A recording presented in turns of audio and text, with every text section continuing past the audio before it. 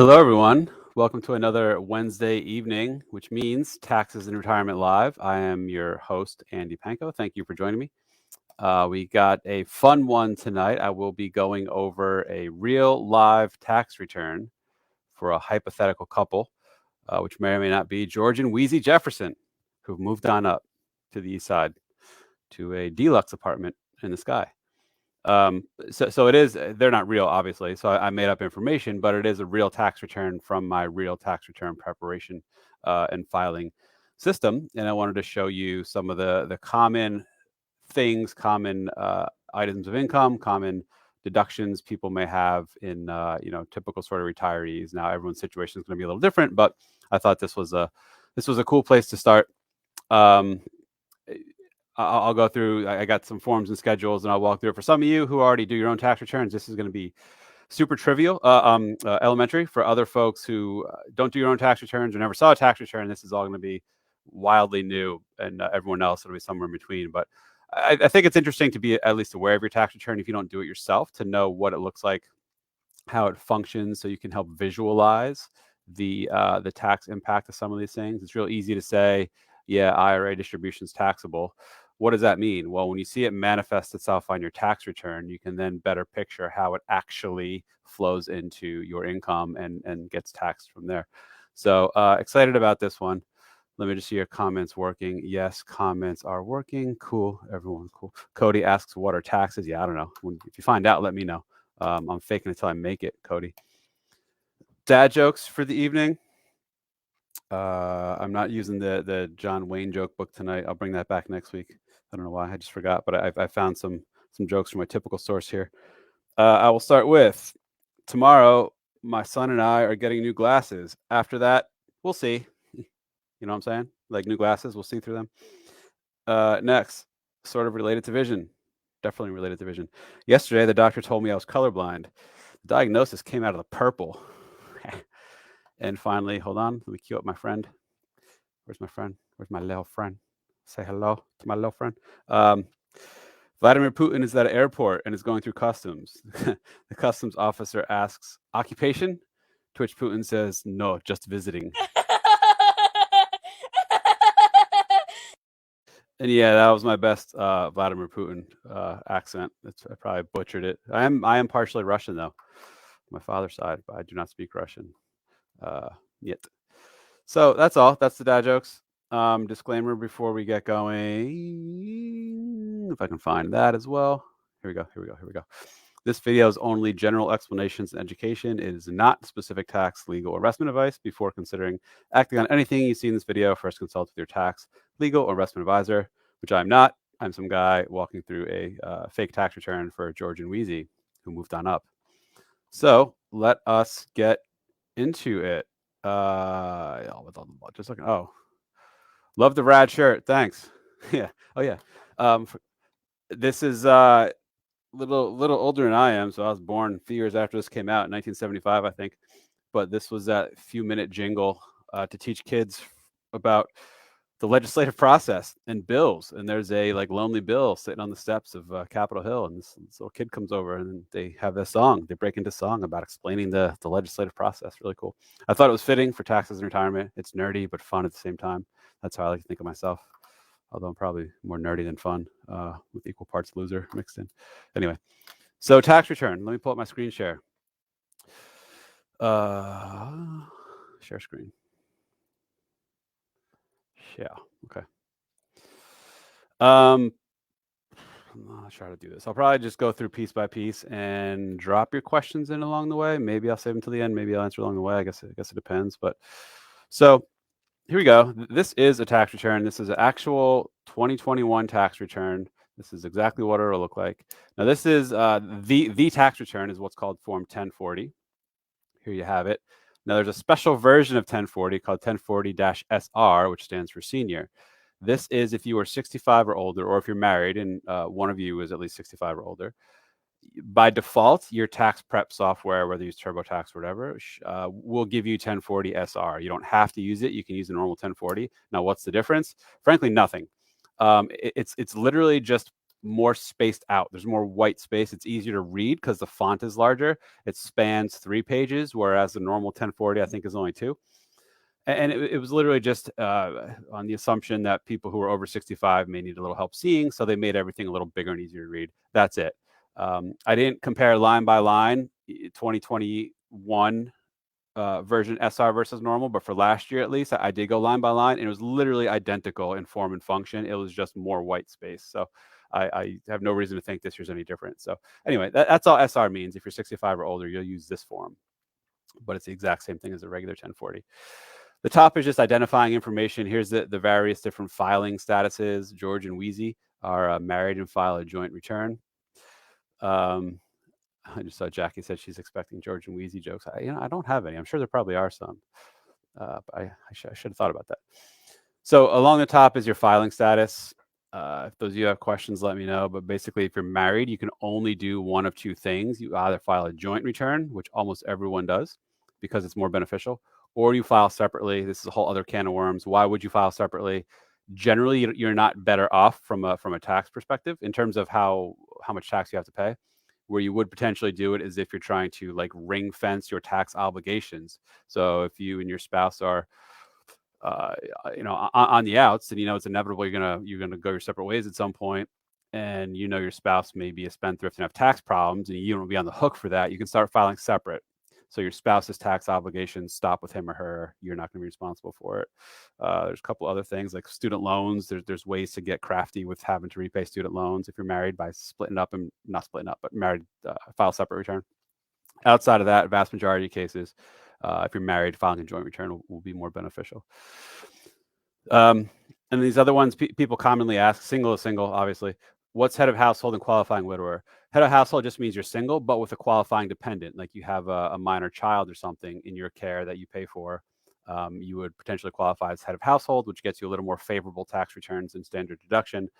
Qualifying widower, loosely similar, but it means you used to be married, your spouse died, and now you're surviving the spouse, but you also have a dependent in care. This gets you the ability to use the married tax brackets for 3 years. I think the year of spouse's death plus 2 more years if you have that dependent in care. But outside of that, you're either single or you're married and likely file a joint return or maybe separate. And then here's just some basic identifying info, names, address. I looked it up. This wasn't their address in the show, but this is apparently the apartment that they showed in the show. The actual apartment in real life is 185 East 85th Street in New York. So that's what I used. This one, I think they started putting this on the tax return last year in reference to crypto and digital assets. This simply asked, did you have any sales, exchanges, or dispositions of virtual currencies? I'm not sure how this is going to pan out. Like when you sell something in a brokerage account, the broker is required to send you a statement showing the activity. A copy of that statement goes to the IRS, so the IRS is aware of it. Virtual assets, cryptocurrencies, Dogecoin, Bitcoin, whatever. If you sell any of these things, they're from a tax perspective, they're functionally just like selling a stock or a bond or a mutual fund in a brokerage account. If you have a gain, you have to pay tax on it. If you have a loss, that loss can help reduce your income. But as of now, I don't think the Coinbase and the other sort of crypto custodians are required to report activity to you or the IRS, or at least not to the IRS. So it's kind of the honor system, I think, for now. But the IRS is definitely, this is on the radar. They're definitely going to crack down. So do not lie or exclude crypto transactions from your tax return because they likely will bite you at some point. So just keep that in mind. Here, I'll skip over this for now. This just asks if you were over 65 or blind. If you are, for you or your spouse, that gets you additional standard deduction, which I'll touch on in a moment. But I'm assuming George is over 65. I'm assuming Wheezy's not. I'm also assuming they don't have any kids or dependents at this point, just the two of them. So let's get into it. I don't know where they went, but when I made this file a few days ago, I had like sticky note comments here that I can go into. They seem to have disappeared. So I'll just talk through it. But this top section is there's more going on behind the scenes, but I'll step through this. This is where you report your various forms of income. They all culminate in this line 11, your adjusted gross income, which is a biggie because this feeds a lot of things. Anytime you see or hear the term MAGI, M-A-G-I, stands for Modified Adjusted Gross Income, it keys off of adjusted gross income. So this is a big one, this number. So we'll get to it. So let's just start at the top. If they did have wages, they worked for someone else, they'd get a W-2. You'd report that on line 1. Pretty straightforward. Next is interest. If you have interest that's tax-free, such as you own a municipal bond in a regular brokerage account, that interest from that municipal bond will be reported here, tax-exempt interest, because vast majority, I don't want to say all, because I think there are some exceptions, but effectively all municipal bond interest is tax-free at the federal level. Whereas taxable interest is other interest. So if you get interest on your bank accounts, if you have interest from corporate bonds, interest from treasury bonds, those are taxable at the federal level. Those interests would show up here in this cell, spot, whatever you call it. Next is dividends.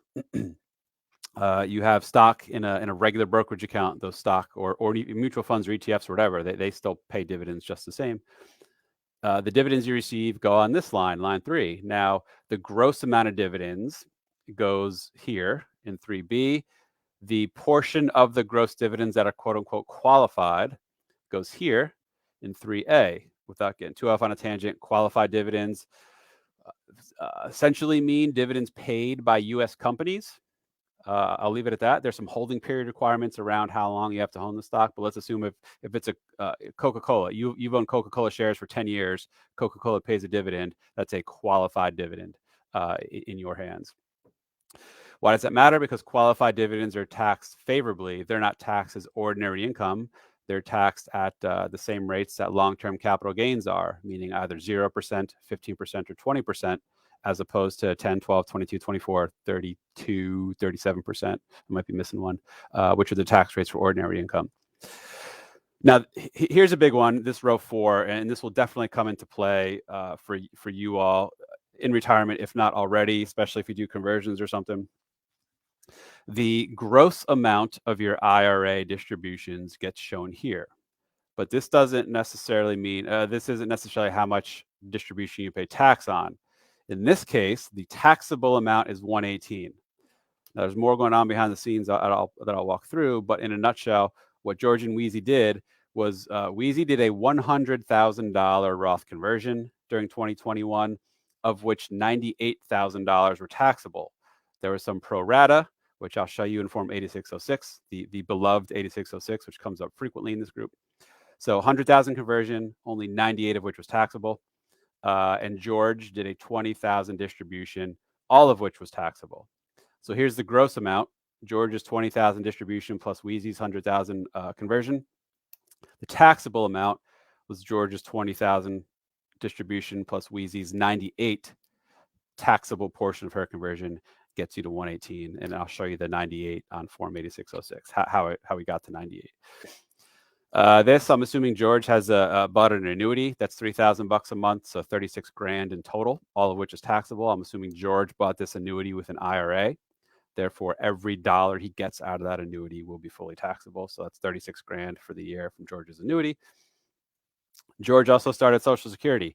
His gross benefits before any Medicare was deducted and before any tax withholdings, if any, was $40,000 for the year, which isn't far off. You know, if he had good earnings, which he did because he moved on up, and he delayed. You know, he didn't start his payment too soon. $40,000 in gross Social Security benefits is quite doable.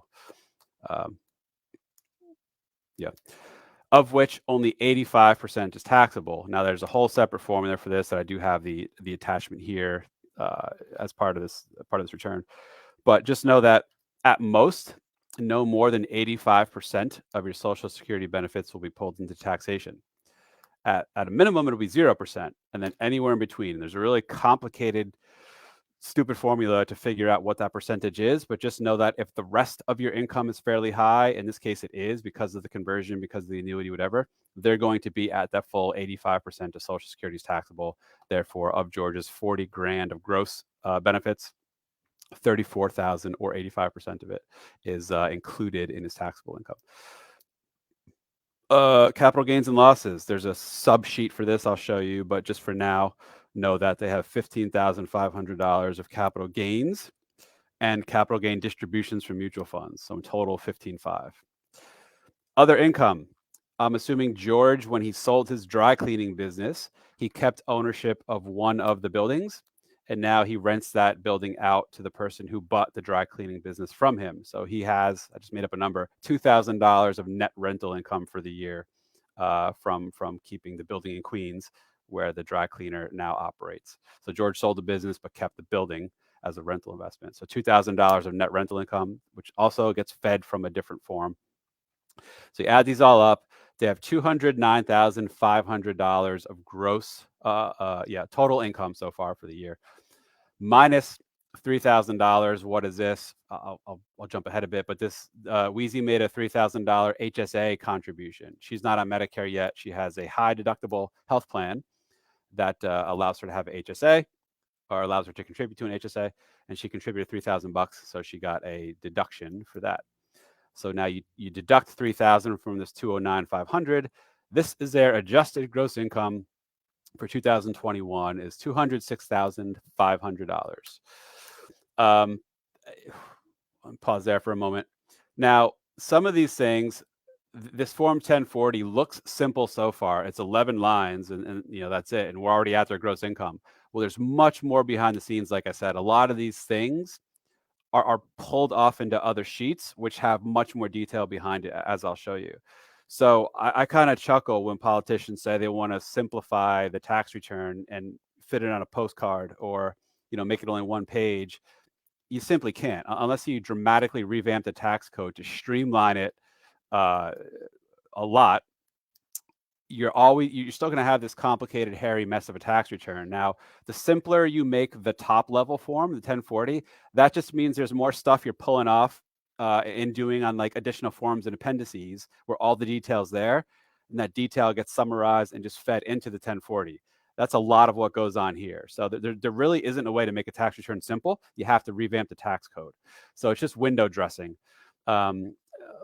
Like a few years ago, they did actually streamline the 1040, but all they did was added, I think, 5 or 6 additional schedules, where each of those schedules had 10 to 20 lines on it. So whatever, I'm off on a rant now, but the 1040 itself isn't incredibly difficult. It's all the stuff behind the 1040 that can make it hairy. Okay, just moving on to page 2. Now, deductions. From your adjusted gross income, you're allowed to deduct certain things or a bunch of things. You can take the standard deduction, which is simply the IRS says, hey, everyone gets to deduct this amount. If you're married for 2021, it was like, I think, $25,100. But this is where being over 65 helps. If you're 65 or older, there's an additional, I think it was $1,350 per person over 65 if you're married. So since George is over 65, he gets an additional $1,350 on top of their $25,100 married standard deduction. Now, so that's what I'm assuming they're using is their standard deduction. You're also allowed to itemize. There's certain things where you can add up individual deductible things, and if the sum of those exceeds the standard deduction, then you would use the sum of those itemized deductions. In George and Wheezy's case, and to keep this tax return simple for tonight's presentation, I'm assuming they're just using the standard deduction. So from their adjusted gross income, you subtract out the $26,450, and this is going away after 2021. This was a holdover from the coronavirus stimulus changes. You can deduct up to $600 of cash contributions you made as a married couple for 2021 without needing to itemize your returns. You can still take the standard deduction and still deduct another $600 for contributions to charities that you made in cash. Has to be cash. You can't deduct securities or lamps or clothes that you donated here. This is only cash in this section. So I'm assuming they donated. So their total deductions now between standard deduction and the $600 of charity is $27,050. Subtract that from their adjusted gross income, and now you have their taxable income. This is the next major line to take note of. So their taxable income is $179,450. This is what gets run through the tax brackets, sort of. There's a caveat to that, but for now, this is what gets run through the tax bracket. So when you look at the brackets and it says the first 20 grand of income is taxed at 10%, the next 60 grand is taxed at 12%. Well, that's of your taxable income. You don't apply the tax brackets to your gross income. You're given the benefit of your deductions, and it's your taxable income that you run through the tax brackets. Here's another example of where things are pulled off and calculated separately. Because they have some preferential income, meaning the qualified dividends are taxed at a lower rate than ordinary income, and some of their capital gains were long-term capital gains, which are taxed at lower rates than ordinary income. You can't simply run this taxable income through the tax brackets and stop there. If you can, you'd be overstating your tax, which you don't want to do, because some of that income is taxed at lower rates. Now, this is too difficult to do in your head, and tax return software does this brilliantly. There's a sheet I'll show you at the end that parses out those preferential income sources and recalcs your tax. It says how much of your income was ordinary, how much was preferential, tax them accordingly, sum it up. The total is $29,786. Is George and Wheezy's total federal tax obligation for 2021. I'll stop and take questions after I finish the 1040 before I dig into the rest of the stuff here. So 29,786 was your total federal tax obligation for 2021. George withheld $6,000 of federal tax from his annuities and his annuity and his IRA distribution. So throughout the year, he only paid $6 grand in tax when their total obligation was almost $30,000. So question may be, and this is a common one in the group, underpayment penalties. So they were short paying tax by about 24 grand throughout the year. Their underpayment penalty on that was 400 or will be about $400 for the year.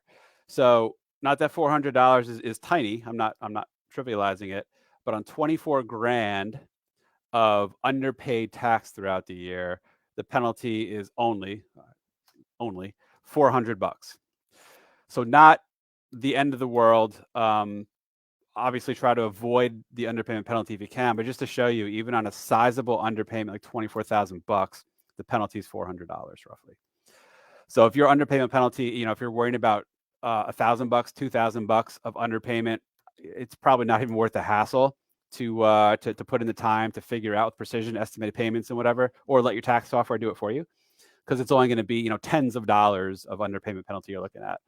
Unless you're paying tens of thousands of dollars short in taxes throughout the year, these underpayment penalties don't really add up to much, especially since now with low interest rates. The IRS charges 3% on an annual basis on underpaid taxes. Now, it's not that simple. You actually pay by quarter, so that's beyond the scope of this, but it's not simply multiply 24 grand by 3% and that's the penalty, because only some of that 24 grand was due the first quarter, some was due the second quarter, whatever. The penalty clock doesn't start until after the quarter passed and you haven't yet paid that quarter's tax, which is why this isn't simply 3% of 24 grand would be what? It would be $720 roughly. It's only $400. Anyway, I'll leave it there for now. And you can have your tax return software calculate the penalty for you, which I chose to do. So I'm simply adding that penalty in with the amount of tax George and Wheezy owe from not paying enough throughout the year. And then you can have it direct pulled out of your bank account, or you can send in a check. I highly recommend to e-file your return. Do not paper file if you can avoid it. And do bank ACH debits or credits. Do not send checks or ask for paper checks, because it's just going to slow the process down. You're asking for trouble, especially considering how backlogged the IRS has been for the last 2 years, and that's not getting any better. That's it for now. I'll leave it here before I dig into the rest of the fun, the supporting schedules and forms. So let me scroll up to the top here and just see what kind of questions and comments we got.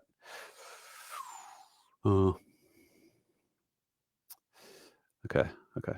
Looks like the postcard is never coming. Yeah, that's right. This was in reference to a previous president saying that the goal was to make everyone's lives easier by getting your tax return done on a postcard.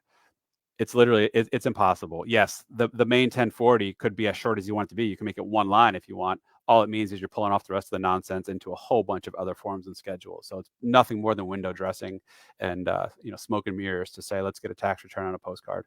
Again, unless you completely overhaul a tax code itself, but that's never going to happen. Okay. Just looking at comments here. Yours. Sorry, scrolling at the top. A lot of just random comments, not really questions per se. I don't know what this means. Do any of these qualifiers mean buy? I don't know if this is a spam comment or a reference to someone else. Okay. Sorry. Keep looking. Keep looking. What questions? Man, lots of comments. Here you go. It's a great example of how much the underpayment penalty is, less than 2%. Yeah, hot topic in the group, these underpayment penalties. How do I avoid it? How do I make estimated payments? Which are important things to know, and you should ideally try to avoid underpayment penalties. The goal should never be to give the IRS more than you have to. But if it comes down to you're at risk of underpaying your taxes by $2,000, and your choices are, if you're not already familiar with this stuff, put in hours worth of work to figure out how much you have to pay and learn the process of how these underpayment penalties are calculated, learn the safe harbors, or pay your tax return preparer to do the projection for you, or he or she's probably going to charge you $100, $200 to do it. I just stay short $2,000 in your taxes for the year, and you're going to get a penalty of $20 or something. Whatever, something relatively trivial, and that's ultimately cheaper than the time you'd have to put in or the couple $100 you probably have to pay to someone to do it for you. So you always have to weigh that, cost versus benefit analysis of all this stuff. Oh, here we go. Here's a real question. If I have income from a small online business, do I report it on line 8, other income? It isn't set up as a formal business yet. Good question. So whether or not it's a business is less about form and more about function. So you don't have to actually start an LLC or an S corp or a partnership for a business to be a business in the eyes of the IRS. So long as it's not quite this simple. There's a few facts and circumstances, but so long as you're putting yourself out to the world as, hey, I'm in business to sell this product, offer the service, whatever, and you are legitimately starting this endeavor with a profit motive, meaning you're doing it to try to make money. Maybe you won't the first year or the second year, but you are legitimately starting this to try to make money, net of your expenses. You're trying to make money off of it. That's a business. As such, and I don't have one here, but you'd have to file your business income and expenses on Schedule C. And then, long story short, Schedule C will have your gross income and have all your various expenses, and there will be a net income line at the bottom. That net income line feeds into here, line 3 of Schedule 1. Here's the first example of this form feeds this form, which feeds this form. So your Schedule C figures out your net business income. The net business income flows into line 3 of Schedule 1. This Schedule 1 sums up a whole bunch of things and then feeds into line whatever of your tax return. It feeds into line 8 of your tax return. So this is where your net business income would ultimately show up, along with the rental income in this case, in George and Wheezy's case. So yes and no. You report it on line 8 indirectly, but directly you report it on Schedule C. I don't have an example of Schedule C, but take a look at that and all the expenses you can include: startup expenses, advertising expenses, services, subscriptions you had to buy for the business. If you're not comfortable doing your own taxes, or you don't have any background in doing what's a business and how is it taxed, you probably want to hire someone to do this for you. You can try stepping through it with TurboTax or something. It might be good enough, depending how simple your business is. But once you have a business, that might be the right time to reach out to someone to have do your taxes for you. But yes, to answer your question, sure. Yes, it shows up on Schedule 1, which feeds into line 8 of your 1040. Good question. If you unintentionally underpay for multiple years, but it is so minimal, does the IRS care about that? I don't think so. They'll penalize you. I mean, you will have to pay the underpayment penalty, but I don't think there's anything that says, so long as you're making that, you're paying that penalty, I don't think there's anything that says if you underpay, X amount of years in a row, they're going to give you an additional penalty or hit you with some other sanction. I don't believe that happens. I don't know for certain, but fairly confident, no. If you underpay, yes, you're going to have to pay the penalty. You pay the penalty. I think that's it. I don't think the IRS gets angry at you because they're making money off your underpaying as it is. So like that's their upside to it. So I don't think you have to stop having underpayments after a certain amount of years, to my knowledge. Cody ponders, Andy, I have wondered, what is the difference between a penalty and an additional tax? For example, a 10% additional tax for distributions before age 59 and a half. Right, good question. Practically, they're the same thing. They're both additional amounts you have to pay. So it's just where they show up on your return that matters. If you have an underpayment penalty, moving on down to line 38. If you have an underpayment penalty, it will go here, line 38. And this, along with the tax you owe, gets summed up and is shown here in line 37. So this line 37 is inclusive of the 417 underpayment penalty. Now, let's assume you didn't have an underpayment penalty, but you took a premature withdrawal from an IRA at age 50 and have the 10% additional penalty. That shows up on, I don't have a sample here. It's on one of the schedules that feeds into, I think, this line 20 here, schedule 3, I believe. No, sorry. Line 17. So schedule 2 is where the 10% penalty for early IRA withdrawals will be reflected. So let's assume we take a $1,000 IRA withdrawal at age 50. You're gonna have to pay a $100 penalty in addition to regular tax. So the $1,000 distribution will be shown up at the top, like where George's IRA distribution was. But the $100 penalty will show up on Schedule 2, which will feed into this line 17. So here you would see an additional $100. So on top of the $29,786 of total tax obligation George and Wheezy had, add to it $100 of early withdrawal penalty. That now increases their total tax obligation by $100. So functionally, the penalty is really nothing more than a tax. It's called a penalty, but it's just an additional tax is all it is. Cody, good question. Can you explain the extra deduction from 2021? Yes. So normally, you know how I said you can deduct from your gross income the greater of your standard deduction or the sum of your itemized deductions. I didn't show itemized deductions here just to simplify this. I assume they're taking the standard. So normally you're only able to deduct your charitable contributions if you itemize your deductions. So if you don't itemize your deductions, you simply take the standard deduction, you get no direct tax benefit for having made those charitable donations or contributions. 2020 and 2021 were exceptions. There was extra little freebies as part of the CARES Act, the Coronavirus Relief Act, that said, even if you take the standard deduction, you can still get an additional $600 deduction if you're married or $300 deduction if you're single for cash donations you made to qualified charities. So that's what this is. So George and Wheezy donated $1,000 to their local church. Only 600 of it is able to be deducted on top of their standard deduction, which was $26,450. Now, water under the bridge at this point, but for 2020, the max deduction was 300, even if you were married. Whether you're single or married, you can only deduct an extra 300 for charitable donations. For 2021, they doubled it for married folks. You can deduct 600. Does that answer the question, person, Facebook user? Who's this? If I paid 110% of last year's liability, but I didn't account for the child tax credit advance payments, maybe I should pay the payment back, or are there thoughts around this?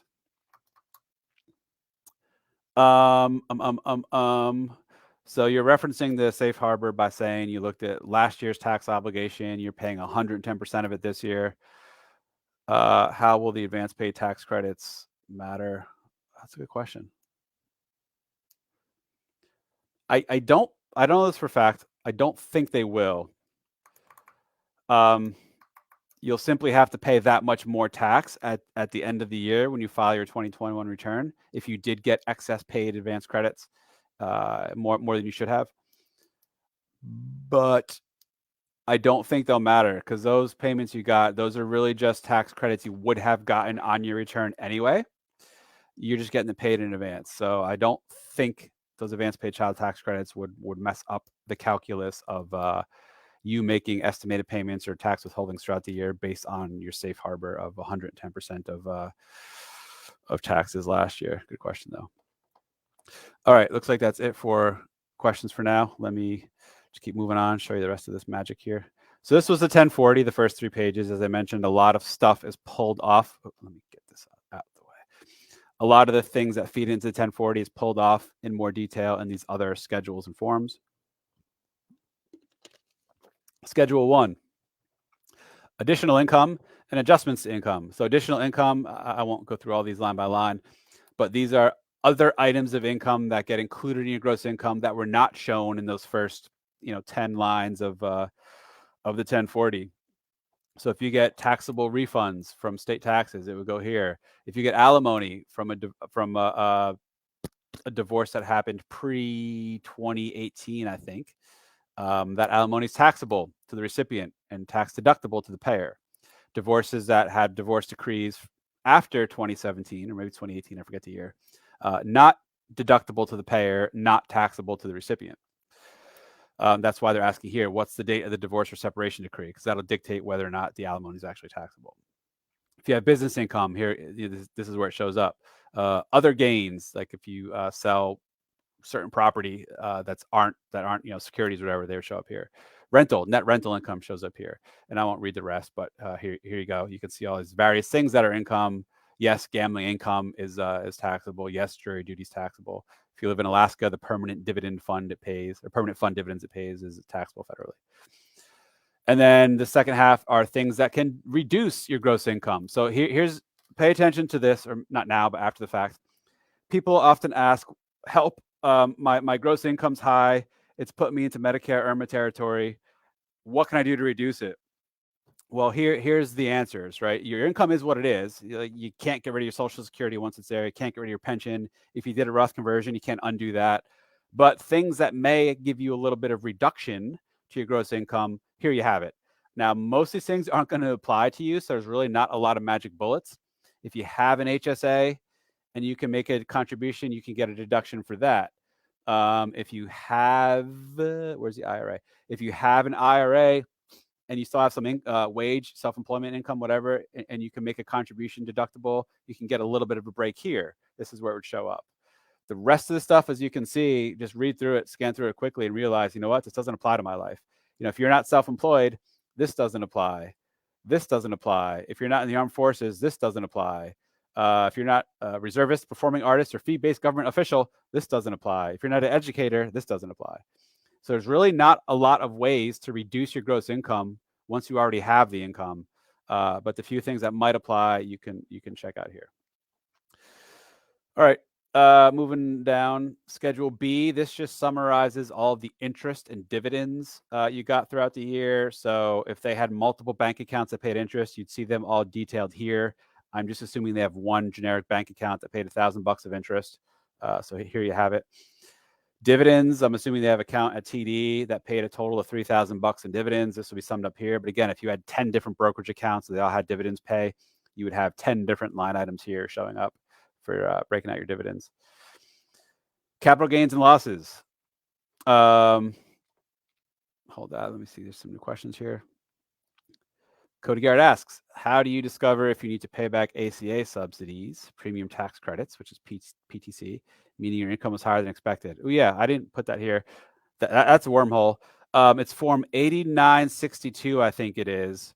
There's a lot going on, and it's hard to digest if you're not familiar with it. But all it's doing at a high level is saying the total amount of credits you were paid in advance for the year is X.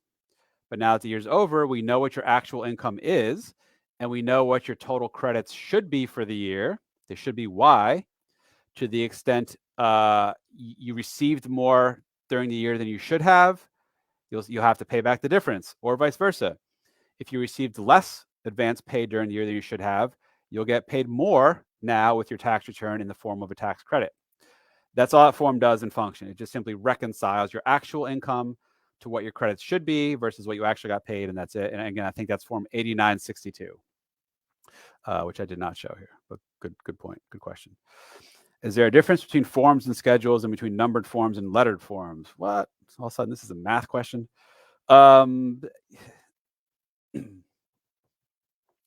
Yeah, sort of. Some of these forms are called forms, some are called schedules. For example, Schedule D is what shows your capital gains. Schedule B as in boy is what shows your dividends and interest. And then there's forms like, Schedule E shows rental income. Schedule C shows business income. Schedule A is itemized deductions. Then we get to forms. Form 8606, which is what shows the pro rata for Roth conversions and IRA distributions. I don't know why some are called schedules and forms. I assume there's some underlying meaning for it. But what does matter is look at the attachment sequence. So not that you care. I mean, tax return software does this for you. But this says the order in which these forms and schedules are supposed to get appended to your 1040. You follow the attachment sequence.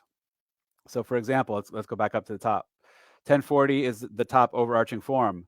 Schedule 1, attachment sequence 1. So if you have a Schedule 1, this will always be the first thing that comes after your 1040, followed by Schedule 2, then 3, then 4. Eventually, Schedule B goes 8th in order. And then if you were to have a Schedule C, that would go next. Schedule D is 12th in order. So that matters. The attachment sequence matters.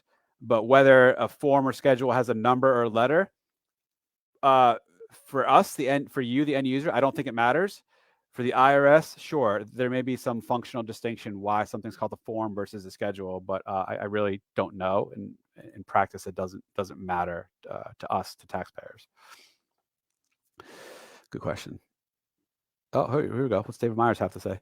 Schedules are usually parts of forms. 1040 is the whole main tax return. Schedule A, B, C, and D are all parts of it.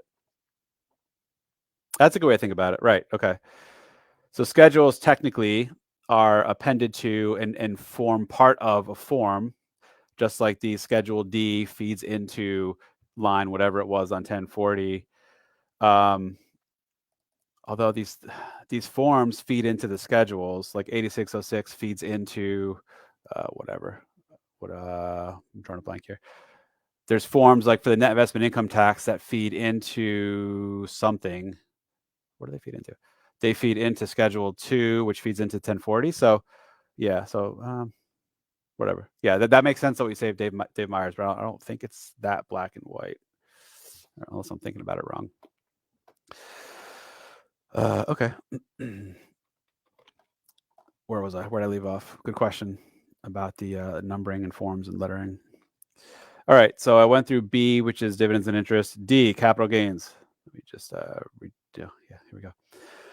This is broken out into two main parts. One is short-term capital gains, which is when you sell something that you've owned for 12 months or less.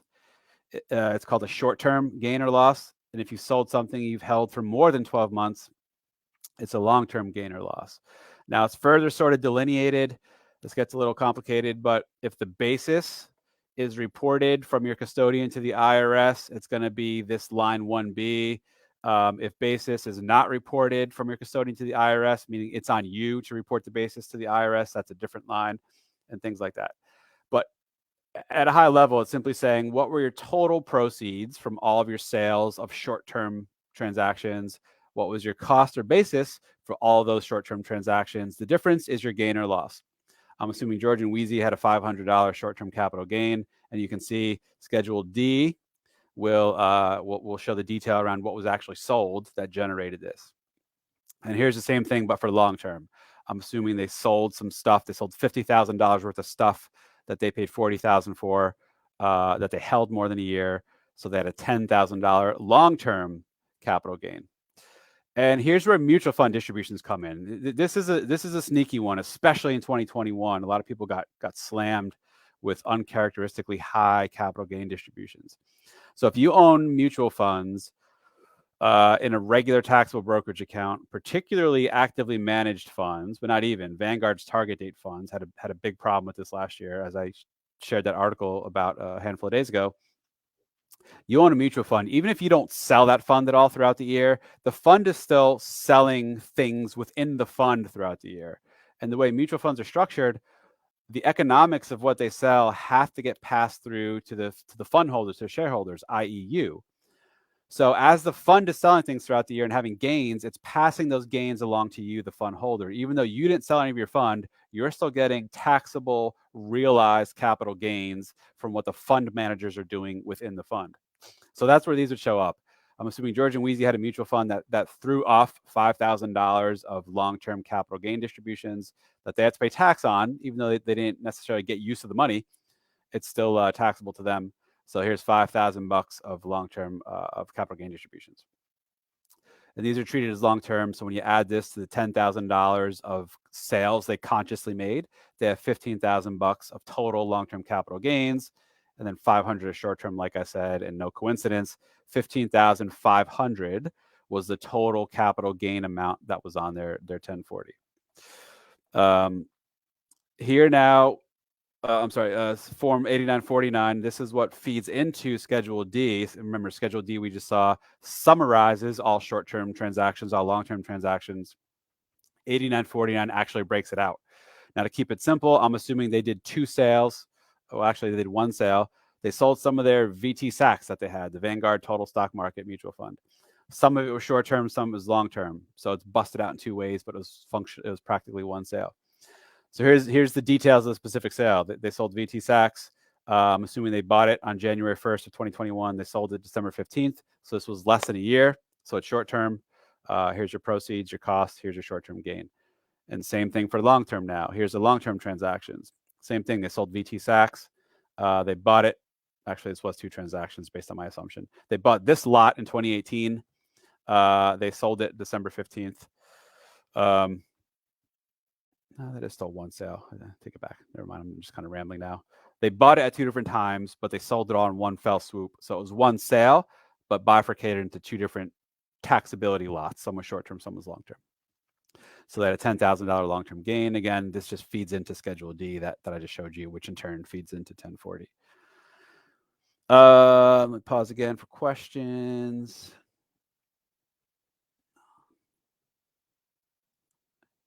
Yeah. Here we go. How are short-term and long-term capital losses treated differently? Yeah, I see Dave Myers responded to that. Sort of. No, he didn't. Short-term capital gains are taxed as ordinary income, just like wages, just like interest from bank accounts, just like net rental income. It's all taxed at your ordinary income tax rates. Long-term capital gains are taxed at lower, more favorable rates. It's either 0%, 15%, or 20%, depending how much other income you have. So they're at more preferable rates. So that's long-term capital gains. Qualified dividends. Remember, I said qualified dividends in the beginning. There's more to it than this, but basically dividends you get paid from U.S. companies, stocks of U.S. companies. Those are also taxed at those reduced rates of 0, 15, or 20%, as opposed to being taxed at your ordinary income tax rates. Schedule E. Oh, sorry, what other questions were there? How is the basis calculated if you do not have the paperwork from the investment originated? Yeah, great question. It's on you to do some research and come up with the best defensible guess you can of what the basis was.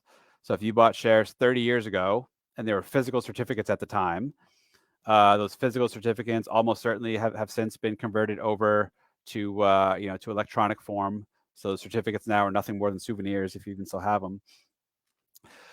Yeah, the custodian likely isn't going to have record of it for you. So you're going to have to do the math. Think, okay, I think I bought these in 1985.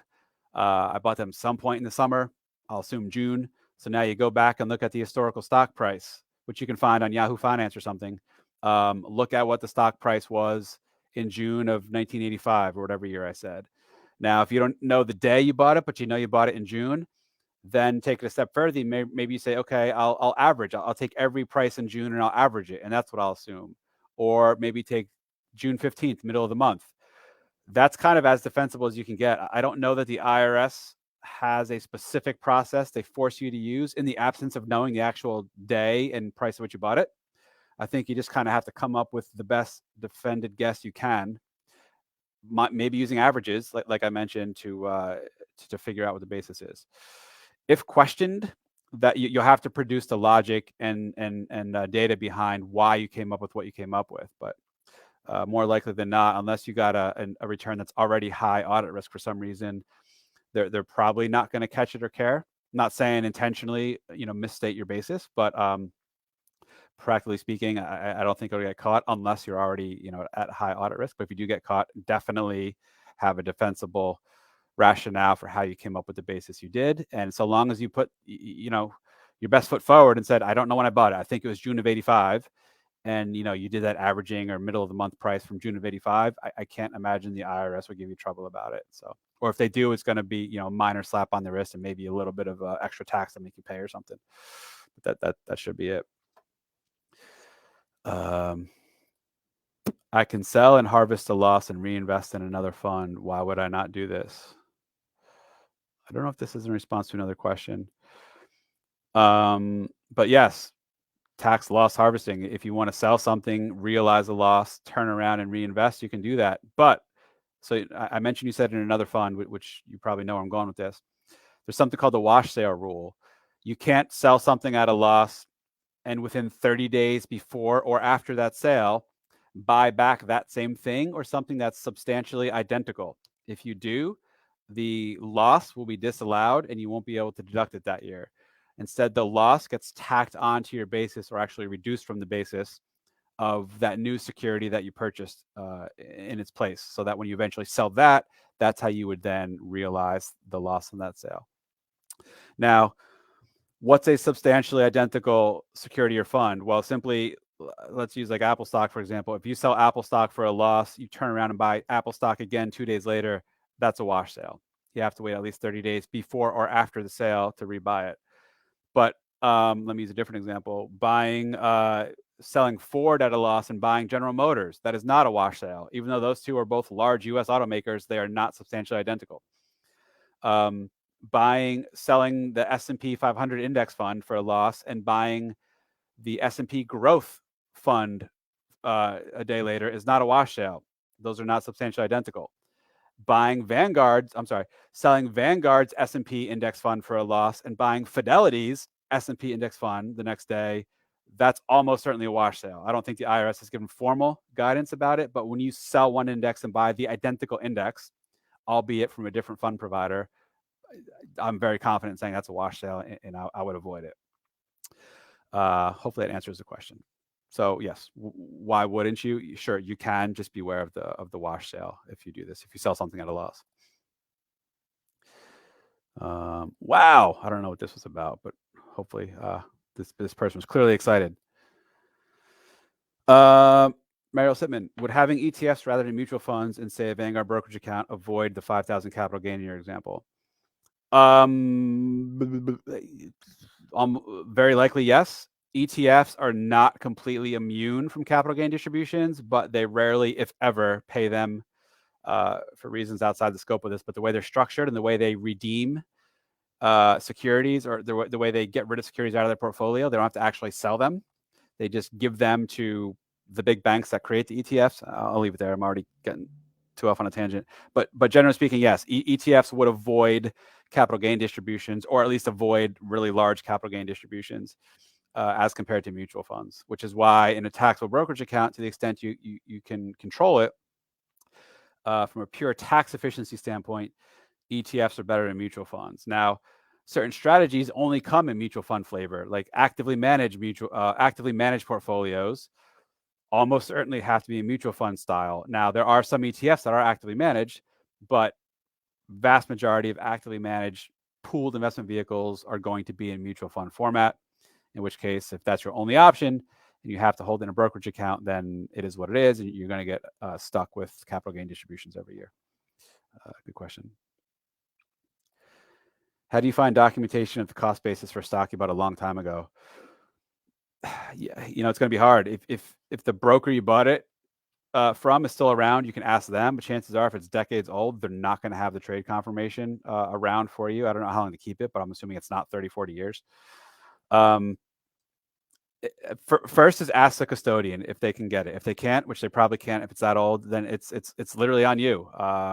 You have to just go back, try to figure out when you think you bought it, research historical prices, and come up with a price based on that. Now, if you inherited it from someone as a gift, I'm sorry, not inherited, but if you were given the shares as a gift, you're going to need to know the cost basis of the person who gave it to you. If he or she doesn't know, you're going to have to find out, or to the best of your abilities, figure out when you think they got it and come up with an answer. Now, this happens all the time. I'm sure, as you can imagine, there's lots of scenarios where people don't know with certainty what the basis of their old securities are. So the best they do is come up with what they think the price is based on when they think they bought it. Historical prices you can get, that's easy. Knowing what date's price to use is the hard part if you don't know when you bought it. So you kind of have to guess to the best of your abilities when you think you bought it, or the person who gave it to you when you think they bought it, which is even more difficult.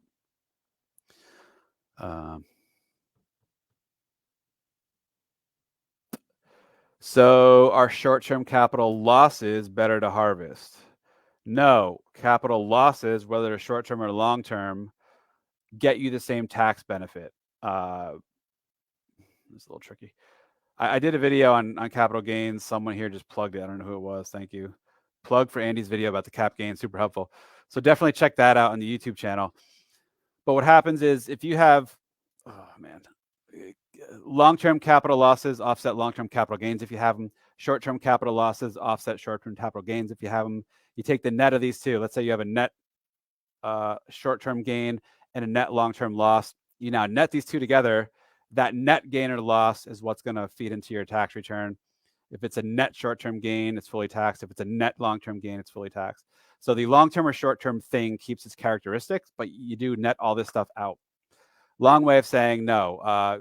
Harvesting short-term losses is no better, if I'm thinking about this right, no more beneficial than harvesting long-term losses, because a loss is a loss just the same. Although if you have other short-term gains you're trying to whittle down, actually that wouldn't even matter, because you do net them all. So no, I don't think this matters. Good question. All right, I got to wrap up soon because I have to drop my car off. I got a flat tire in the works. It's slowly leaking, so I got to go drop my car off. My wife's picking me up, so I don't want to keep her out too late. It's 9 o'clock here. Let me just wrap up on 8606. I know this is a hot topic. There's a lot going on here, but the gist is Wheezy had $400,000. Remember, she did a $100,000 Roth conversion this year. She had $10,000 of basis, after-tax contributions. Going into 2021, she had $10,000 of after-tax money sitting in her IRAs. As of the end of 2021, December 31st, she had $400,000 of total IRA balances outstanding. They make her now add in the $100,000 conversion that she did. So when you add the 400 still remaining IRA balances plus the 100 she converted, Wheezy started pre-conversion. She had $500,000 of total IRA balances, of which $10,000 was basis. So here's where pro rata happens. $10,000 of basis out of $500,000 of total IRA value means 2% of the total IRA value was basis. Again, 10,000 bucks of basis out of 500 grand of total IRA balances means 2%. So 10,000 is 2% of 500,000. 2% of her total IRA balances were basis. So therefore, of her conversion, of her $100,000 conversion, 2% of it is treated as a conversion of basis. 2% of 100,000 is $2,000. So of Wheezy's $100,000 conversion, 2,000 of it's non-taxable conversion of basis. The other 98,000 is taxable because the other 98,000 is conversion of pre-tax money. So let's go on to the second page. Here's where it actually spells it out. $100,000 total conversion. $2,000 of it was not taxable. Remember, the 2,000 was just calculated under the pro rata calculation on the page above. Therefore, 98,000 of the conversion is taxable. This 98 is what feeds into the Form 1040 as the taxable amount of the conversion. This plus George's 20 grand of of regular IRA distribution was there 118,000 of taxable IRA distributions for the year on their Form 1040. All right, that's 8606. Let me just see what else here before I take another question or two. Pretty simple. HSA, if you make an HSA contribution, it goes on Form 8889. Simply put, Wheezy contributed $3,000. Her max contribution for the year is $4,600. To the extent she over contributed, it would show here, but she under contributed, so she can deduct the full $3,000. This is what fed into Schedule 1, which fed into 1040 as a deductible amount. I'm also assuming they took a distribution. So I'm assuming she took out $7,200 from her HSA to pay for her healthcare premiums because she's not on Medicare yet. So all $7,200 of those premiums are qualified medical expenses, which means all $7,200 of her HSA distribution is non-taxable because it was all used to pay for qualified expenses. And the rest is just additional info. Different tax prep softwares will give you different things. This sums up the various 1099s. So it'll show the distributions from the IRAs, from the pension, how much tax was withheld, if any, breaks it out by primary taxpayer versus spouse. For those of you interested in the Social Security calculation, this is the calculation behind the scenes that figures out how much of the gross Social Security is taxable. Remember, I said George has 40 grand of gross Social Security benefits, of which 85% is taxable, 34,000. This is the form that calculates. If you want to see the formulas, here it is. This is just summary. This is showing if you remember I said the taxable income includes all the dividends and capital gains and stuff. So you do not run all that through the tax brackets because you have to pull out the qualified dividends and capital gain, long-term capital gains. Well, this just summarizes if you did take their total, what did I say? $179,000 of taxable income and ran it all through their normal tax brackets, they'd have 31 grand of tax. But you have to keep in mind some of that income was lower tax. So this is what's showing if you instead calced it by pulling out the long-term capital gains and qualified dividends and run those through their own lower tax rates, the total tax obligation is only $29,786, and this is what the George and Wheezy's total tax was for the year, $29,786. Now, if you want to see all the gory details behind that pulling out the qualified dividends and capital gains, here's what does it. This is the sheet that calculates out how much tax is on all these different spliced out